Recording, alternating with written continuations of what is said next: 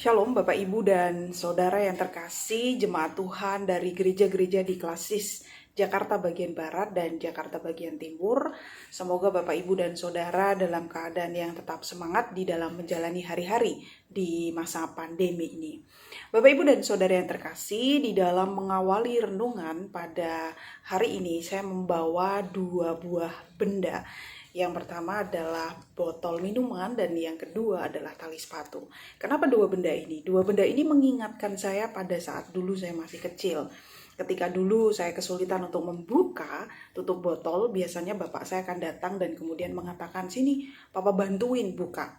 Atau ketika dulu ketika masih kecil, dan saya hendak berangkat ke sekolah tapi waktunya sudah mepet, saya kesulitan mengikat tali sepatu, maka biasanya mama saya akan datang kemudian mengatakan, "Sini mama bantuin ikat tali sepatu." Nah, Bapak Ibu dan Saudara yang terkasih, sebenarnya kesulitan-kesulitan mulai dari yang paling sederhana sampai dengan yang paling berat sekalipun adalah sebuah kesempatan bagi manusia untuk belajar memecahkan permasalahan dan menemukan solusi dari situasi rumit dan sulit yang ia hadapi. Dan ini adalah jenis keterampilan yang memang perlu untuk dilatih jika kita memang ingin mendapatkan keterampilan untuk memecahkan masalah yang seperti itu. Maka tanpa latihan memecahkan masalah, berhadapan dengan masalah, menemukan solusi adalah sangat mustahil skill yang semacam itu bisa dimiliki oleh seseorang. Saya percaya bahwa Bapak, Ibu, dan saudara-saudara yang terkasih pasti pernah mengalami kesulitan yang lebih rumit dari perkara membuka tutup botol dan mengikat tali sepatu. Dan saudaralah yang tahu secara lebih dalam apa saja sih sebenarnya kesulitan-kesulitan yang pernah saudara alami dan sedang mungkin saudara alami. Mungkin permasalahan di rumah tangga, sakit penyakit, pekerjaan, studi, dan lain sebagainya. Dan terlebih di masa-masa pandemi ini, mungkin permasalahan-permasalahan yang datang itu menjadi lebih kompleks lagi. Sehingga benar adanya bahwa seiring bertambahnya usia, semakin lama manusia hidup di dunia ini, permasalahan kehidupannya memang lebih rumit daripada sekedar membuka tutup botol dan mengikat tali sepatu. Nah, bagaimana respon kita atas kesulitan-kesulitan yang kita alami? Tidak seperti ketika kita masih kecil tentunya, ada begitu banyak tangan dewasa yang mungkin siap untuk menolong kita, memberikan bantuan, dan lain sebagainya.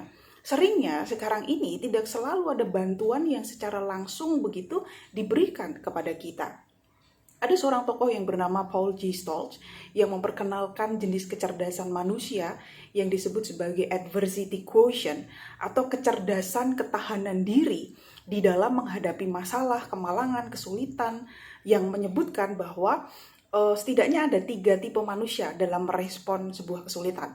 Nah, tipe yang pertama itu yang disebut sebagai quitters. Jadi quitters ini adalah mereka yang berhenti dan memilih untuk keluar menghindari kesulitan. Dan orang-orang yang disebut sebagai jenis quitters ini, Bapak, Ibu, dan Saudara yang terkasih, mereka akan mudah untuk berhenti di dalam proses, katakanlah proses perjalanan, proses pendakian, gampang putus asa, bahkan kemudian menyerah. Orang-orang dengan tipe quitters ini, mereka cukup puas seandainya kebutuhan dasar atau kebutuhan fisiologis yang paling bawah begitu, kalau dari teori hierarkinya Maslow, kebutuhan Maslow itu Bapak Ibu, mereka cukup puas dengan itu. Sehingga orang-orang dengan tipe quitters ini mereka akan melewatkan banyak kesempatan begitu loh untuk bisa maju sebenarnya dalam kehidupannya. Lalu tipe yang kedua itu disebut sebagai tipe campers. Jadi tipe ini adalah orang-orang yang mencukupkan diri, tapi kemudian cenderung tidak mau mengembangkan dirinya. Mereka terlalu takut begitu loh untuk melakukan perubahan, sehingga kemudian yang dicari ya hanya keamanan dan kenyamanan. Tapi bedanya dengan tipe quitters tadi, mereka setidaknya pernah mencoba dan sampai pada titik tertentu, meskipun sebenarnya masih ada kesempatan untuk lebih maju lagi, tetapi mereka tidak memanfaatkan kesempatan itu karena ada ketakutan dan lain sebagainya tadi. Lalu tipe yang ketiga itu yang disebut sebagai climbers atau pendaki. Mereka ini tipe-tipe yang sangat optimis, melihat peluang, melihat celah, bahkan hambatan, kesulitan itu dianggap sebagai salah satu cara untuk orang itu semakin sukses. Mereka akan selalu memikirkan alternatif permasalahan di dalam menghadapi kesulitan, bahkan kemudian ketika mereka gagal, mereka akan menemukan apa-apa saja sih yang harus saya perbaiki, sehingga mereka selalu siap begitu dengan rintangan. Dan ya ada potensi untuk maju itu sangat besar karena mereka tidak takut dengan perubahan. Pertanyaannya kemudian adalah, tipe manakah kita, saudara-saudaraku? Apakah kita seorang quitters? Apakah kita seorang campers? Ataukah kita adalah seorang climber? Saya mengajak kita untuk merenungkan bacaan dari Yakobus 1 ayat 3 yang di sana tertulis. Sebab kamu tahu bahwa ujian terhadap imanmu itu menghasilkan ketekunan. Di dalam versi terjemahan New King James Version disebutkan memang sedikit berbeda. Kata ketekunan diterjemahkan sebagai patience atau kesabaran. Knowing that the testing of your faith produce patience. Kita akan perhatikan kata patience atau kesabaran, ketekunan di sini.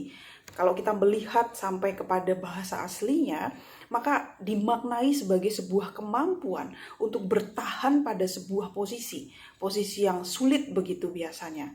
Salah seorang teolog yang bernama William Barclay itu mengartikannya sebagai sebuah sikap yang tabah di dalam menghadapi penderitaan, dan bahkan kemudian berusaha mengubah penderitaan atau kesulitan tersebut menjadi sesuatu yang lebih mulia dan luhur. Atau ingatkah saudara pada doa yang dipanjatkan oleh Paulus untuk jemaat di Tesalonika, di dalam 2 Tesalonika 3 ayat 5, di sana dikatakan, kiranya Tuhan menunjukkan hatimu kepada kasih Allah dan kepada ketabahan Kristus. Ini artinya, ketika kita menghadapi kesulitan-kesulitan hidup, sikap bertahan, sabar, tekun tadi, itu bukan hanya sekedar hal yang harus kita miliki, melainkan itu juga menjadi respon iman kita terhadap ketabahan Kristus yang kita yakini. Bahwa Kristus sendirilah yang sudah terlebih dahulu tabah itu tadi, dia yang mengaruniakan ketabahan tersebut. Maka ingatlah saudara-saudaraku, apapun kesulitan saudara, hadapi. Tabahlah, saudara adalah climber. Amin.